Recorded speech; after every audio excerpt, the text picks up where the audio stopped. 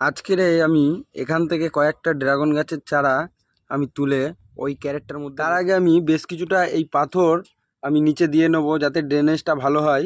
তার জন্য আগে এটা ছড়িয়ে দেবো। পুরোটাই দিয়ে দাও, পুরোটা ঢেলে দাও।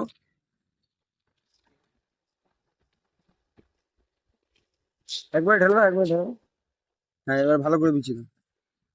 তো এইটা পুরোটা বিছিয়ে দিচ্ছি যাতে জলটা তাড়াতাড়ি বেরিয়ে যেতে পারে। আর এর মধ্যে আমি সবজির খোসাও দিয়ে থাকি, তবে এখন এই মুহূর্তে সবজির খোসা নেই বলে আমি আর দিতে পারছি না। এমনি মাটি তৈরি করে রেখেছি ওখানে। এর মধ্যে সমস্ত রকম জৈব সার দেওয়া আছে।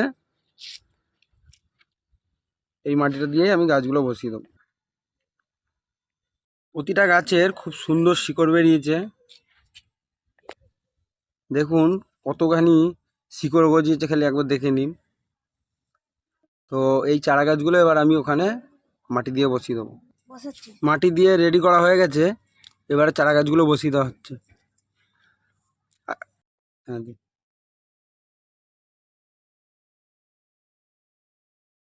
তো গোড়াতে ভালো করে মাটি দিয়ে চেপে দেওয়া হচ্ছে।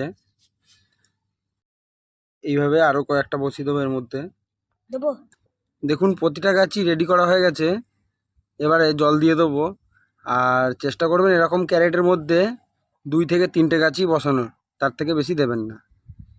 আর এবছর আমি যে হারে ড্রাগন গাছের ফল খেয়েছি, তো ড্রাগন গাছের প্রতি ভালোবাসা আরও বেড়ে গেছে। তাই আমি বেশি বেশি করে ড্রাগন গাছের চারা তৈরি করেছি।